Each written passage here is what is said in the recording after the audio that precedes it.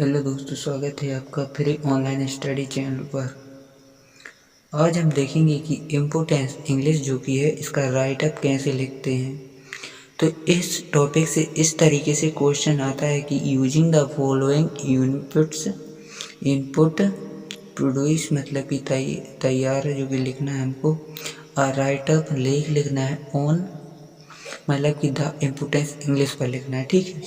और in about मतलब कि जो 100 और 120 मतलब कि इन वर्ड्स में लिखना है, ठीक है।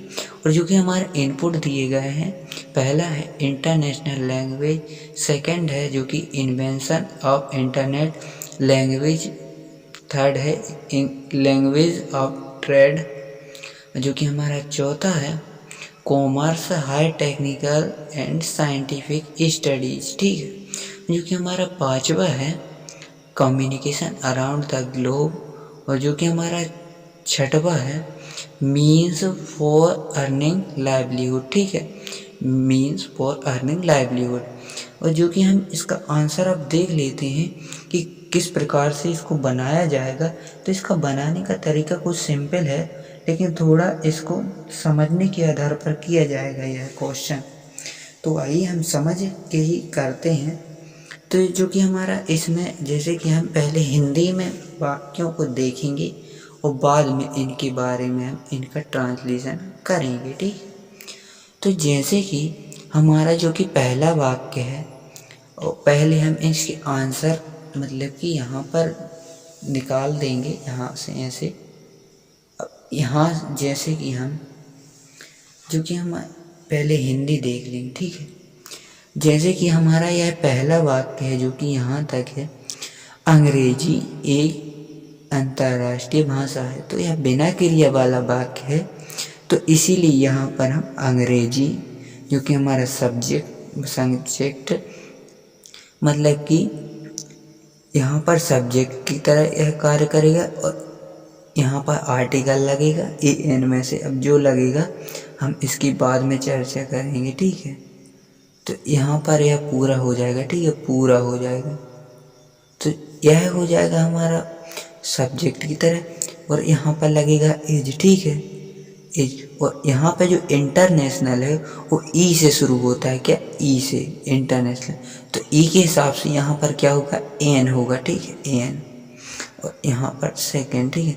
तो इस तरीके से यह वाक्य बनेगा, English is an international language, ठीक है।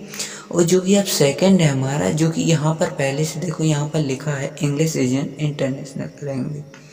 अब जो यहाँ पर है जो कि नेक्स्ट है, यह सारे संसार में बोली जाती है। तो यह सारे संसार में बोली जाती है, तो इसको इस प्रकार से लिखेंगे, यह मतलब इट, ठीक है, इट। यहाँ पर कोई व्यक्ति नहीं है इसीलिए इट, ठीक है, इट। ओ मतलब कि यहाँ पर जो कि सहायक क्रिया यहाँ मतलब कि यहाँ पर कोई भी मतलब कि यहाँ पर बोली जाती है। तो यहाँ पर आप समझ सकते हैं बोली जाती है, जो कह रहा है वह नहीं बोल रहा है। तो यहाँ पर जो कि है पैसिव वॉइस है, तो इसलिए यहाँ पर लगेगी इज, ठीक है, इज लगेगी। और थर्ड फॉर्म आएगा बोली जाती है, मतलब बोलने का जो कि है यहाँ पर आएगा क्या, स्पोकन, थर्ड फॉर्म। उस संसार भर में बोली जाती है, तो संसार भर में मतलब सारे संसार, ऑल, और संसार भर में ओवर द वर्ल्ड, ठीक है, ऑल ओवर द वर्ल्ड। मतलब फर्स्ट यहाँ पर it is spoken all over the world, ठीक है, ओवर द वर्ल्ड। तो आप इसका स्क्रीनशॉट बाद में ले लेना, इसका भी मैं आपको समय बाद में दे दूंगा, ठीक है। मतलब इंटरनेट के समय मतलब इंटरनेट के आविष्कार से। तो यहाँ पर हम इस प्रकार से लिख सकते हैं कि से के लिए हम यहाँ विथ का प्रयोग करेंगे, विथ। और जो कि इंटरनेट है तो the invention, with the inventions of internet. तो यहाँ पर फर्स्ट, सेकंड, थर्ड, फोर्थ, ठीक है, कुछ इस प्रकार से यहाँ पर बनेगा। और जो कि हमारा इस प्रकार से देखो इसमें लिखा भी है, आप देख सकते हैं, मैं साथ में देखने का भी समय दे दूंगा, जो कि है with the invention of internet. और जो कि हमारा नेक्स्ट है हिंदी में, जो कि हमने पहले से लिख रखी है यहाँ पर पूरा, ताकि वीडियो ज़्यादा लंबा ना हो, जो कि हमारा कोई भी देश अपनी लोकल भाषा पर निर्भर नहीं रह सकता है। तो जैसे कि हम जानते हैं कि कहीं भी अगर अदर कंट्री में अगर हम जाएं, फॉरेन कंट्री में, तो वहाँ पर हमको इंग्लिश बोलना आना चाहिए। तो बिना इंग्लिश के हम कहीं नहीं जा सकते, क्योंकि बिना इंग्लिश के कुछ हो ही नहीं सकता किसी अदर कंट्री से, ठीक है।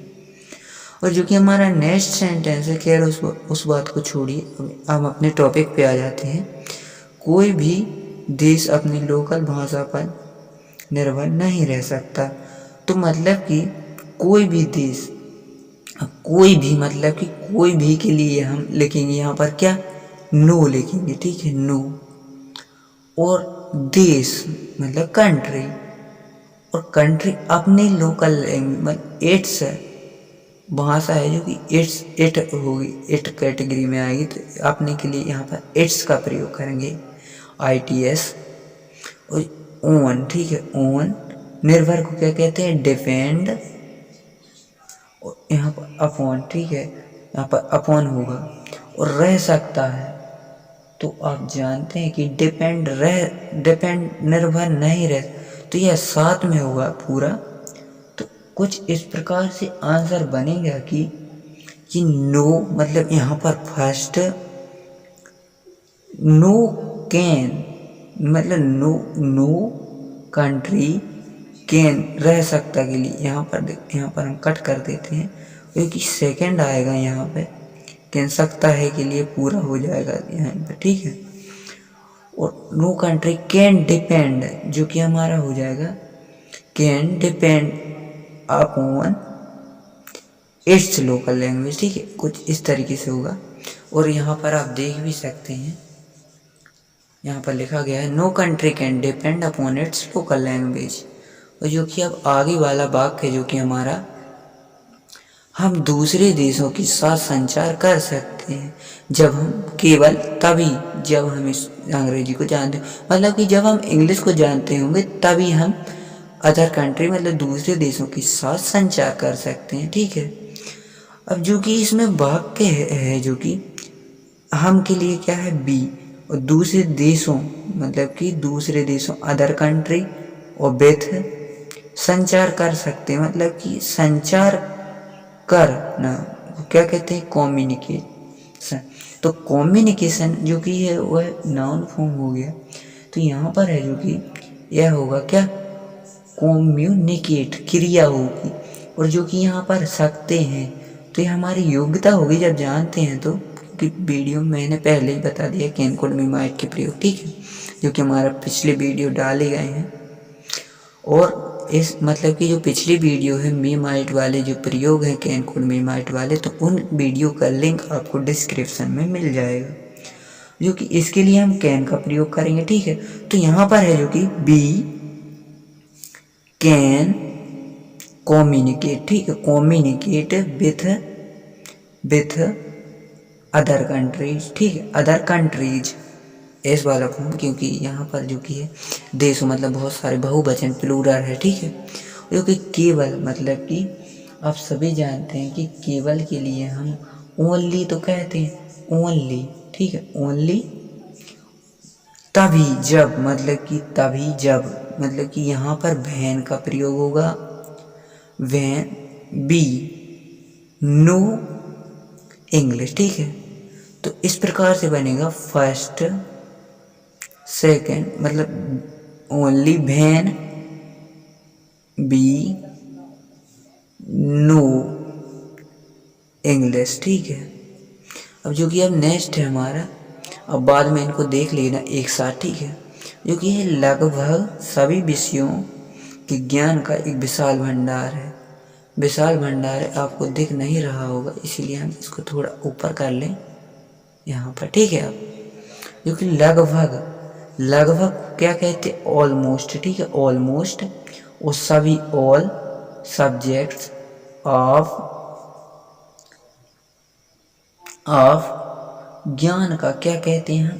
यहाँ पर हम जानते हैं कि ज्ञान को क्या कहते हैं? नॉलेज। और एक विशाल भंडार, अ वास्ट स्टोर, ठीक है, अ vast store in in English, ठीक है। यहाँ पर लिखेंगे जो कि हम लिखेंगे इन इंग्लिश अवेलेबल, ठीक है, अवेलेबल। तो कुछ इस तरीके से यहाँ पर बनेगा कि यहाँ पर रहेगा फर्स्ट, ठीक है, अ वास्ट स्टोर, अ वास्ट स्टोर, और जो कि होगा अ vast store of knowledge, knowledge of almost subjects, ठीक है, ऑलमोस्ट सब्जेक्ट्स, और ऑलमोस्ट ऑल सब्जेक्ट, ठीक है, ऑलमोस्ट ऑल सब्जेक्ट्स इन, मतलब कि यहाँ पर जो कि ऑलमोस्ट ऑल सब्जेक्ट, और फिर यहाँ पर जो कि है यहाँ पर लगेगी क्या? इज लिखेंगे यहाँ पर सहायक क्रिया। तो यहाँ पर 6 नंबर यहाँ पर कर देंगे है के लिए, ठीक है। और जो कि है इज अवेलेबल, मतलब 7 यहाँ पर हम कर देंगे, नंबरिंग द्वारा हम सेंटेंस को ट्रांसलेशन कर रहे हैं, ठीक है। और जो कि है अवेलेबल इन इंग्लिश, ठीक है, इन इंग्लिश। और जो कि यहाँ पर भी लिखा है, यहाँ पर हम देख लेते हैं, only when we know English a vast store of knowledge of almost all subjects is available in English. English अब जो कि हमारा आगे है उसको हम देख लेते हैं, जो कि अंग्रेजी सीखने के लिए, मतलब इंग्लिश सीखने के लिए अब सरल, ईजी के लिए हम टू लिखेंगे, और सीखने मतलब कि लर्न, ठीक है। तो यहाँ पर फर्स्ट इंग्लिश इज मतलब कि यहाँ पर जो सहायक क्रिया लगेगी सेकंड, ठीक है, यहाँ पर सहायक क्रिया इज लगेगी, ओके। और ईजी मतलब कि यहाँ पर हम सेकंड लिखें, ईजी टू लर्न, तो 3 4, ठीक है। अब जो कि हमारा है नेक्स्ट है, यह टेक्नोलॉजी विज्ञान के अध्ययन और समझने का माध्यम है। तो माध्यम है, यहाँ पर हम इस प्रकार से लिखेंगे कि इट मतलब कि माध्यम के लिए क्या कहते हैं हम? क्या कहते हैं? मीडियम कहते हैं, ठीक है। और विज्ञान के अध्ययन मतलब कि साइंटिफिक स्टडीज, कुछ इस प्रकार से हम साइंटिफिक स्टडी, और समझने का अंडरस्टैंडिंग, ठीक है, ऑफ एंड, ठीक है, एंड और टेक्नोलॉजी तकनीक को तकनीक लिखेंगे, ठीक है, टेक्नोलॉजी। अब जो कि यहाँ पर जो वाक्य बनेगा इट, ठीक है, इट इज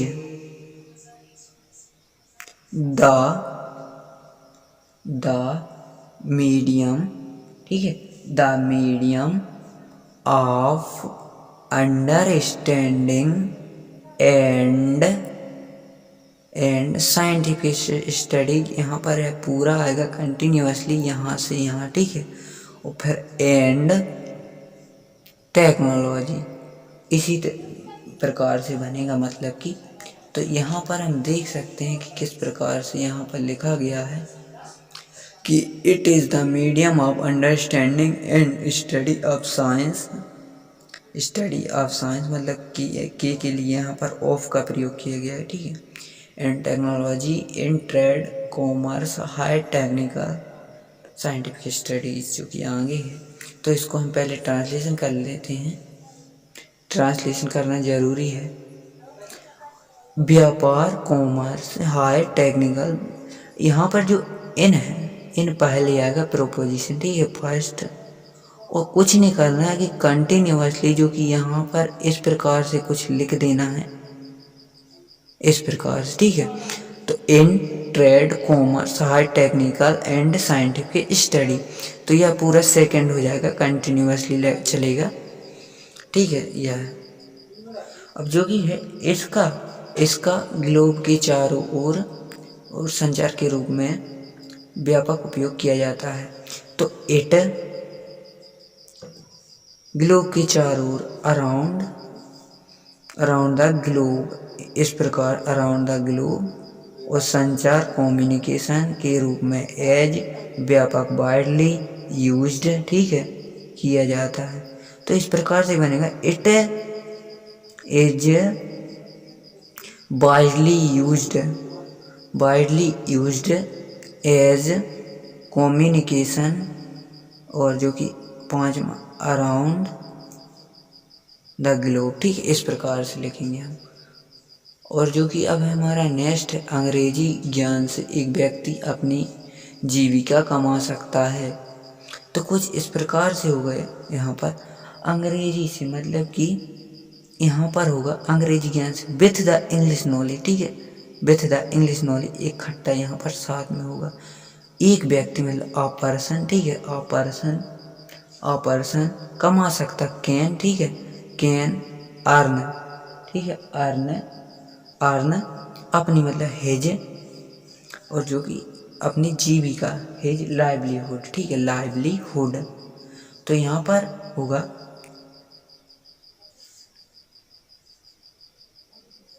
इस प्रकार से, कुछ इस प्रकार से होगा कि जो कि यहाँ पर है, यहाँ पर सेकंड होगा, ठीक है, क्योंकि यहाँ पर यह पहले आएगा, फिर एक व्यक्ति कमा सकता है, तो यहाँ पर थर्ड, ठीक है, और कैन अर्न हिज लाइवलीहुड, इस प्रकार से बनेगा, ठीक है, हिज लाइवलीहुड। तो यहाँ पर जो कि होगा with the English knowledge a person can earn his livelihood. और जो कि हमारा नेक्स्ट है अब अंग्रेजी अभिव्यक्ति की सबसे ज़्यादा प्रभावी साधनों में से एक है। तो अंग्रेजी इंग्लिश यहाँ पर प्रेजेंट है, तो इज एक मतलब कि वन, यहाँ पर वन मतलब कि यहाँ पर है जो सबसे ज़्यादा मतलब मोस्ट, और साधनों मतलब इंस्ट्रूमेंट, तो यहाँ पर लिखेंगे मोस्ट, मतलब कि यहाँ पर द पहले आएगा क्योंकि सुपरलेटिव डिग्री है, तो आप जानते हैं कि सुपरलेटिव डिग्री के पहले द लगता है, ठीक है। द मोस्ट इफेक्टिव इंस्ट्रूमेंट्स, ठीक है, इंस्ट्रूमेंट्स में से मतलब कि ऑफ, ठीक है, ऑफ की तरह यहाँ पर प्रयोग हुआ, जो कि यहाँ पर तो होगा ही होगा, और इस यहाँ पर ऑफ का प्रयोग हुआ, ठीक है, जो कि होगा इस प्रकार से English is one of most effective instruments of expression. आप देख सकते हैं कि यहाँ पर किस प्रकार से है, यहाँ पर देखो लिखा गया है English is one the most effective instruments of expression there is, और जो कि हमारा नेक्स्ट है यहाँ पर लिखा गया है वहाँ विश्व में ऐसी कोई भी भाषा नहीं है। तो मतलब कि यहाँ पर होगा जो कि देयर कोई भी नहीं, मतलब no, there is no language, भाषा, यहाँ पर भाषा नहीं, यहाँ पर नो आ गया, कोई भी नहीं, इसका मतलब पूरा हो गया नो इसके लिए, ठीक है। लैंग्वेज, तो यहाँ पर यह कट हो जाएगा, नो आएगा तो ठीक है, और यह भी कट हो जाएगा क्योंकि इसके लिए हम नो लिख दिया है। There is no language in the world, ठीक है, इन द वर्ल्ड, और जिसके पास अंग्रेजी से ज़्यादा कीमती शब्दकोश हो, तो जिसके पास मतलब भिच, और जो कि भिच हो फर्स्ट यहाँ पर, और पास, इसे कंटिन्यूसली आगे बढ़ाएंगे तो पास हैज लिखेंगे, ठीक है, यहाँ पर हैज, और कीमती मतलब कि रिचर, रिचर शब्दकोश के लिए हम क्या कहते हैं, वोकैबुलरी, ठीक है। तो फर्स्ट होगा जो कि विच हैज रिचर वोकैबुलरी, मतलब कि से ज़्यादा, मतलब कि रिचर तो मतलब कि से ज़्यादा, मतलब कि यहाँ पर सुपरलेटिव डिग्री रिचर हो गई, ठीक है। और द इंग्लिश मतलब अंग्रेजी से ज़्यादा, ठीक है, अंग्रेजी से ज़्यादा, ठीक है। तो यहाँ पर होगा कुछ इस प्रकार से, which has richer vocabulary the English. आशा करते हैं कि वीडियो अच्छा लगा होगा। अगर वीडियो अच्छा लगा हो तो अधिक से अधिक छात्रों को शेयर ज़रूर करें। तो आइए आप स्क्रीनशॉट इसका ले सकते हैं, फटाफट से स्क्रीनशॉट आप ले लीजिए। पहले आप इसका ले लीजिए, फिर बाद में उसका, ठीक है। यहाँ से ले लिया होगा आपने, ठीक है, ले लो। और यहाँ से जो कि इतना और इतना, ठीक है। अब जो कि इंग्लिश का हम लेंगे, यहाँ से आप ले सकते हैं और यहाँ से और यहाँ से। अगर वीडियो पसंद आया तो लाइक करें और एवं हमारे चैनल को सब्सक्राइब अवश्य करें। ऐसे ही वीडियो देखने के लिए सब्सक्राइब करके नोटिफिकेशन बेल को प्रेस करके ऑल पर क्लिक करें। धन्यवाद।